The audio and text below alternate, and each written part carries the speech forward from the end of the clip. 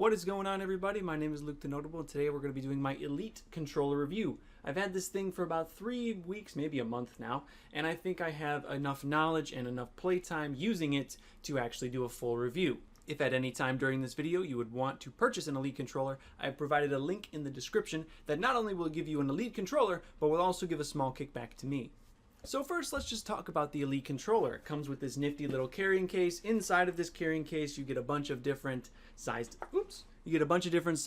thumbsticks that you can use to kind of increase your accuracy, make it feel a little bit better. You have these domed ones as well. You also have the long plate, I guess, sort of D-pad as well. Basically, it all comes in this nice little controller case that I actually kind of use. I don't use it for travel, but I use it to keep everything organized, and I'm really glad that they came with this instead of just throwing everything in a package. The Elite controller fits in this really nice. I've never had to transport this thing, but because it's such a premium item, I would probably end up using this thing anyway. Everything fits in there pretty nice. The controller itself, let's talk about my setup. So I use the normal controller sticks. For a while, I was using my right stick. I was using the taller thumbstick for a while, but I decided to actually switch back to the, oh my god, I'm dropping everything. I decided to switch back to the easy little tiny thumbstick. I just felt a little bit more accurate. I've never been someone who liked the tall sticks. They felt good for a while, but I found that I liked the little sticks better. You may be completely different. You may be someone that likes the domed sticks, and it's good to try them out. I found that the dome sticks, though, were a little slippery on top. I thought maybe I'd like these a lot, but they're kind of slippery on top, so I wasn't a big fan of the dome sticks. I think they felt good. It was just slippery and hard to aim. So maybe if you're more of a comfortable, laid-back gamer, you might like those dome sticks. You might like dome sticks in general if they're just not as slippery as mine. And that might be something that is just for me. That is only something that I've experienced, but of course, it's something that I have to bring up in this review. The paddles on the back, it has the option of four, well, I should hold this the right way. It has the option of 4 paddles. You can see they're very easy to click in and click out, but they're not going to come out just from regular use. You can see we just click in. Oh my god, it's hard to do it when you're not looking, but click in, click out for the paddles. I only use 2 because I feel that's more comfortable for me, though I have found that a lot of people online like to use 4. Also, for the games that I normally play, I really don't need to have all 4 paddles, so I just prefer to use the 2. It feels very comfortable in my hands. Not saying that 4 feels uncomfortable. It's just that for most games that I play, you don't really need 4, in my opinion. I don't need them. They might help a little bit, but I like the comfort of 2 better. The triggers, the hair triggers, are very easy to flip on and off. You just come back here, you flip the little toggles here, and you go from full trigger pull to hair trigger. They were a little bit weird to get used to at first, but you can see the difference there in trigger pulls. This one right here is hair trigger, and this one is regular. You can see how much of a difference that is. And you might say, well, that really wouldn't matter that much. And I don't think it matters too much for games like Halo, but if I played Call of Duty, I might like the faster trigger. Also, it does feel a little bit better in your hand. I feel like I like the hair triggers better now, and if I switch back to the old ones, it just feels like I'm pulling it so much. It's one of those things where you don't really notice that you want it until you actually put it in your hands and start using it for a while. Same thing with the paddles here. It's something that you don't think you need until you actually put it in your hands, and then it becomes something that's like, wow, this is kind of nice. I don't know if I could live without this. And playing on normal controllers feels a little weird to me now because I don't have my paddles, which I set to X for my thruster in Halo 5 and A, which is my sprint button. And also, I guess you've noticed that I've used the original D-pad. The circle D-pad, I do have to bring up that this circle D-pad, if you press it a little bit too hard, will come out. Oh, that's the right side. If you press it a little bit too hard, it will come out. And I know I don't have the best camera here, but if you press it a little bit hard, it would come out. I never had a problem of me pressing it too hard in a game and it coming out, but I liked the regular D-pad because it felt a lot more stable in there. You can see I can press this thing as hard as I want and it's not going to come out. That's me pushing all the way down real hard. Does it help accuracy, which is something that a lot of people have been asking me. I feel a little bit more accurate with it. I think it's because the sticks are a little bit heavier. They feel like they're made with higher quality. I mean, they are made of metal here with magnets, and so is the base. I feel that that quality kind of helps. It kind of helps with accuracy, though I didn't take any measurements of my Halo 5 accuracy before and after the Elite controller.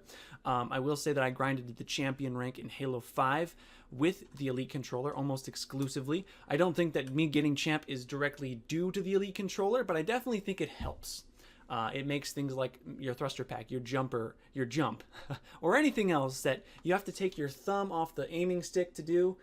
It can take those out of the game. It can take that small little delay between aiming and thrusting, or aiming and sprinting, and take that out of the game. And I definitely think that is a objective and measurable advantage. Though I don't think it's the only reason I got champion rank. I think it definitely maybe contributed a little bit. One other thing that I really enjoy about the Elite, which may be a small thing to some of you, are these grips here. You can see most of the controller is this matte black finish, and then right here you have these gray grips. They're not the, the craziest grips. They don't have the grippiest thing, the grippiest kind of material ever, but this little bit of grip action is the same that's on the Lunar White controller, and it helps a lot if your hands get sweaty. And a lot of times if you're playing in competitive game modes, or you're just a sweaty gamer, you will get sweaty hands. And this, my left hand, for some reason, right here along the ridge of my fingers gets really sweaty. My right hand doesn't get sweaty at all, but my left hand right along the ridge gets real sweaty. And this helps completely. It helps just as much as one of these controller bras that I like to call them. I don't know if I have a controller I can throw this on, but essentially this is something that you can buy that goes over your controller, and it's kind of the same material, and it's supposed to help with sweat. This helps with sweat, but so does this. And this feels way more comfortable because it doesn't add extra bulk to your controller. It doesn't, interact with the buttons or the sticks where sometimes that would. So if you're a guy that has to use those overlays, or not overlays, those like squishy coverings, the Elite is definitely something you want to invest with. Or other than that, the Lunar White might be another controller that you want to get into. That's basically just a standard controller with, this grippy part right here. So other than that, pretty simple, pretty easy. I think it's definitely, if you're just looking for a better experience with Xbox games, if you're looking to have a competitive edge over some people, this is definitely something you want to get into. Definitely something you want to get into. So let's go over to my Elgato and check out my settings. I forgot to mention one thing before I turned off my webcam. The Elite controller is pretty dang heavy. It's one of the heaviest controllers I've ever felt. Now, what you can do to alleviate this, if that's something that might turn you off, is if you have a gaming setup that will allow it, take out the batteries in the back, and that will reduce your weight by a lot. Those two AA batteries, especially if they're fully charged, can weigh a lot. And I just put the case back on.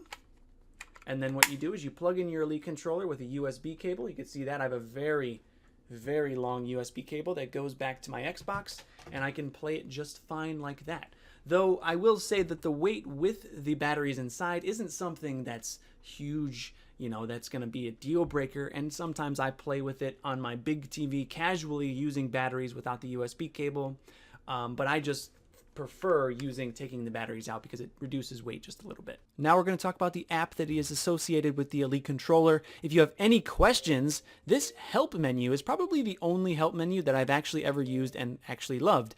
I got all of the information about this, all of the knowledge, I should say, about this app using this help app. They have tons of different little pages that you can basically read and understand everything pretty easily. So if you have any questions, use the help options with this. You can also rename your controller, which is kind of cool. So I'm just going to kind of quickly show my settings here for my Halo setup. So we're going to go to Edit, and my button mapping, I basically just switch my paddles to be thruster pack and sprint, and that's pretty simple. But again, you can change it to whatever you need. My left stick, when you can actually switch the way your sticks behave, my left stick I switched to instant, and essentially what this does is that little white ball on that little white line on the left, or on the right here, that is where my stick actually is right now. I'm pulling it to the right a little bit, but the blue little icon is where my stick is kind of showing, or is where my stick actually is registering.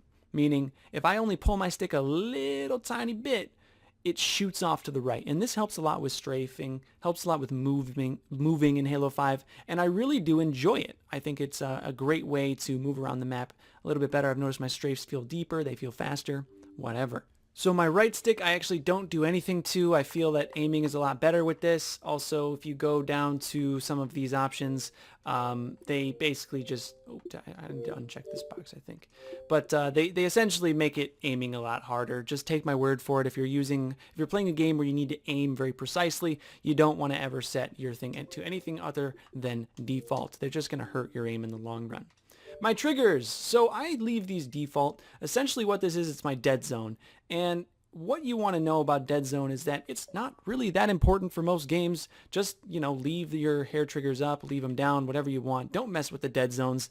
It's not really going to matter unless you're playing a game where you really want to get very quick shots. And if that is something you want to do, then you want to kind of pull these down a little bit. So if you're using hair triggers, you only really get a little of the blue line to show up. And that's going to allow you to hit really quick shots. But for the most part, I just kind of leave mine like this because I think that's a little bit more comfortable and it's just easier that way. Vibration, I just turn off my vibration completely. I don't like to have vibration on in most games, especially Halo. But what's cool about the Elite controller is I can switch it to 2 different settings. So I can have one setting where I have all vibration on, or maybe just vibration tailored to the certain way that I like it. And then I can have my Halo setting where I don't like vibration. I can have that off. That's one really cool thing about the controllers. You can very quickly change that. And for my Xbox brightness, this is pretty self-explanatory. I just turn it all the way down just to save a little bit of power. If I'm using it on battery life, or if I'm using it on, just AA batteries, then I like to turn that off. I hope you guys found this review helpful. I will be glad to answer any questions down in the description. Again, this is a very cool controller that I think I would recommend to everybody that wants maybe a higher end gaming experience, maybe wants an elite kind of controller in their hands, that nice premium feel. Also, it might help you to become a better player as well. So again, check out that link in the description if you want to maybe get a small kickback to me and you want to that's an Amazon link. They're always going to have stock. But if you can find it on eBay, I recommend doing that. I've got mine on eBay for a little bit cheaper. It was brand new. Some places will get it. It all just depends on, if you can get a good auction. So I recommend eBay or any other sites like that. Definitely recommend those if you want to get that as well. So again, comment down below if you have any questions. I will answer those to the fullest of my extent, to the fullest of my knowledge. And if I don't know, I will research for you and find that out. Thank you for watching. Stay notable. I will see you in the next video.